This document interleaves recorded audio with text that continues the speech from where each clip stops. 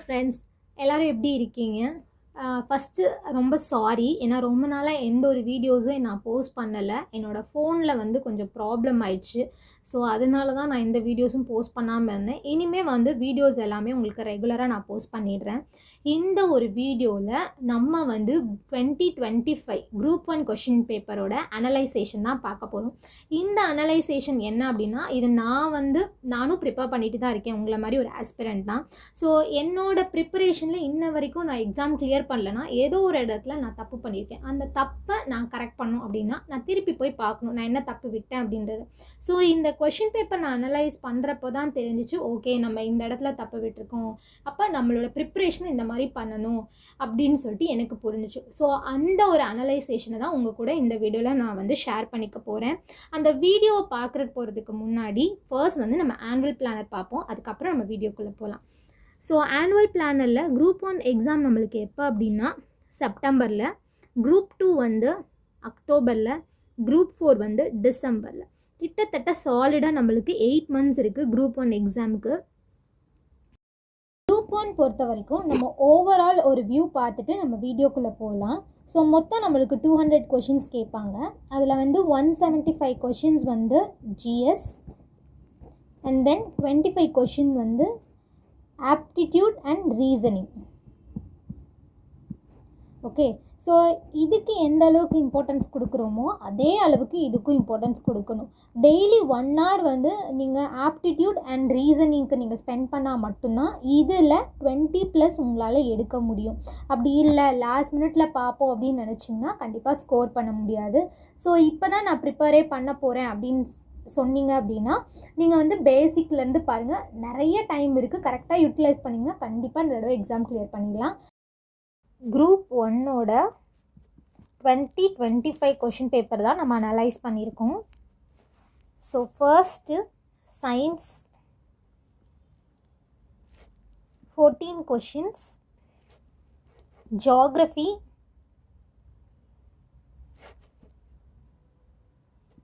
6 questions, Unit 3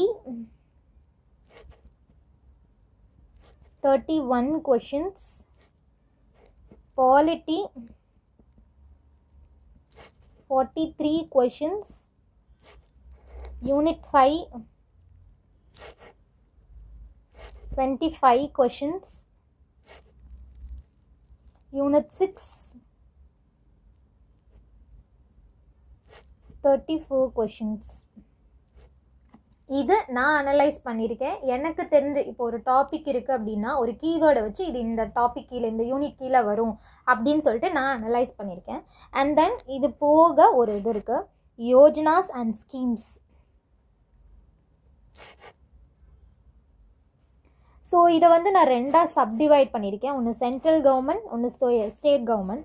central government கீழே 11 questions வருது, state government கீழே 6 கொஷின் வருது, 6 கொஷின்ஸ் வருது. And then aptitude and reasoning அவங்க எவ்வளோ கொஷின்ஸ் கேட்பேன்னு சொல்லியிருக்காங்க, 25 கொஷின்ஸ் கேட்போன்னு சொல்லிட்டு சிலபஸில் கொடுத்துருக்காங்க. கரெக்டாக 25 கொஷின் கேட்டிருக்காங்க. அது போக அவுட் ஆஃப் சிலபஸ் அப்படின்னு சொல்லிட்டு நான் ஒரு 6 கொஷின் எடுத்து வச்சுருக்கேன். அந்த 6 கொஷின் வந்து எனக்கு தெரிஞ்சு அது வந்து அவுட் ஆஃப் சிலபஸ் மாதிரி இருக்குது. சப்போஸ் அது உங்களுக்கு வந்து இல்லை அது அவுட் ஆஃப் சிலபஸ் கிடையாது, இது நம்ம இந்த யூனிட் கீழே இந்த டாபிக் கீழே வரும் அப்படின்னு நீங்கள் சொன்னீங்கன்னா அதை நான் அக்செப்ட் பண்ணிக்கிறேன். அந்த 6 கொஷின் நம்பர்ஸை நான் வந்து டிஸ்கிரிப்ஷனில் கொடுக்குறேன். ஸோ நீங்கள் பார்த்துட்டு எனக்கு கண்டிப்பாக சொல்லுங்கள், சரிங்களா? இதுதான் நான் அனலைஸ் பண்ணது. ஸோ பாலிட்டியில் வந்து 14 கொடுத்துருக்காங்க, 40 கொஷின் கேட்போன்னு சொல்லி கொடுத்துருக்காங்க, ஆனால் 43 கேட்டிருக்காங்க. ஸோ அவங்க எவ்வளோ கொடுக்குறாங்களோ அதை விட கூடவோ குறைச்சோ தான் கொடுக்குறாங்க. ஸோ நம்ம எவ்வளோ இம்பார்ட்டன்ஸ் எந்தெந்த டாபிக் கொடுக்கணுமோ ஸோ அதுக்கேற்றாப்பில் படிக்கணும். ஸோ ப்ரையாரிட்டி அப்படின்னு பார்த்தீங்கன்னா ஃபஸ்ட்டு பாலிட்டிக்கு தான் நம்ம கொடுக்கணும். And then aptitude and reasoning as I told அது வந்து ரொம்ப ரொம்ப முக்கியமான ஒரு இது. டெய்லி நீங்கள் பார்த்தா மட்டும்தான் அதில் வந்து ஸ்கோர் பண்ண முடியும்.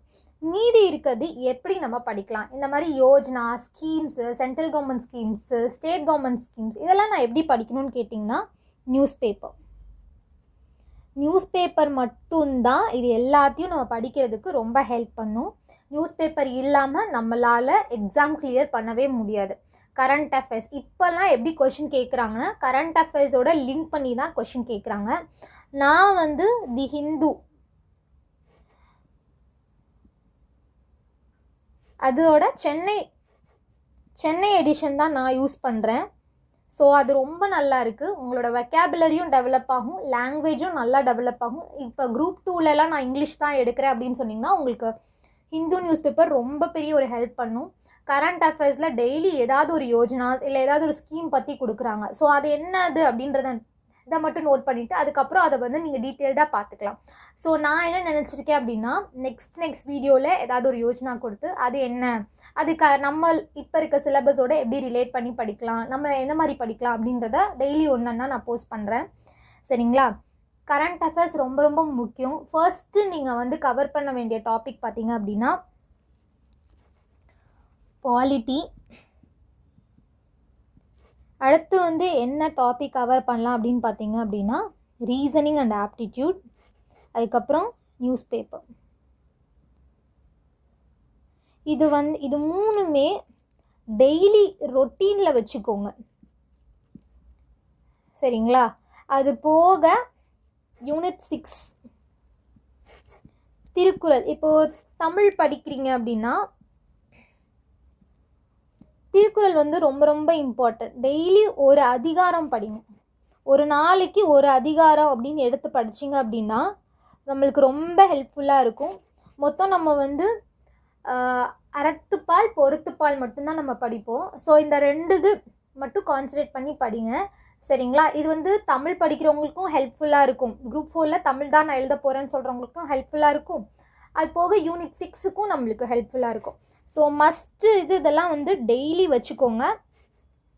அது போக ஏதாவது ஒரு யூனிட், இப்போ யூனிட் 3 நான் வந்து ஐஎன்எம் படிக்கிறேன், அது வந்து யூனிட் 6லேயும் நம்மளுக்கு கவர் ஆகும். ஸோ அந்த மாதிரி அது என்னது கம்பைன் பண்ணி படிங்க. அப்போ தான் நம்மளுக்கு ஹெல்ப்ஃபுல்லாக இருக்கும். சரிங்களா ஃப்ரெண்ட்ஸ்? ஸோ என்னோட இந்த அனலைசேஷனை வந்து நான் உங்களுக்கு வந்து ஒரு பிடிஎஃபாக தரேன். ஸோ இதை டவுன்லோட் பண்ணி வச்சுக்கோங்க. அதே போல் குரூப் 2க்கும் குரூப் 4க்கும் நெக்ஸ்ட் வீடியோவில் நான் உங்களுக்கு இந்த மாதிரி எத்தனை கொஷின்ஸ் கேட்டிருக்காங்க அப்படின்னு சொல்கிறேன். அதுக்கப்புறம் அடுத்த வீடியோஸில் எப்படி ஒரு டாப்பிக்கை நம்ம படிக்கணும், கரண்ட் அஃபேர்ஸோட எப்படி லிங்க் பண்ணி படிக்கணும் அப்படின்றதையும் நான் உங்களுக்கு சொல்கிறேன். So that's all friends. Thank you.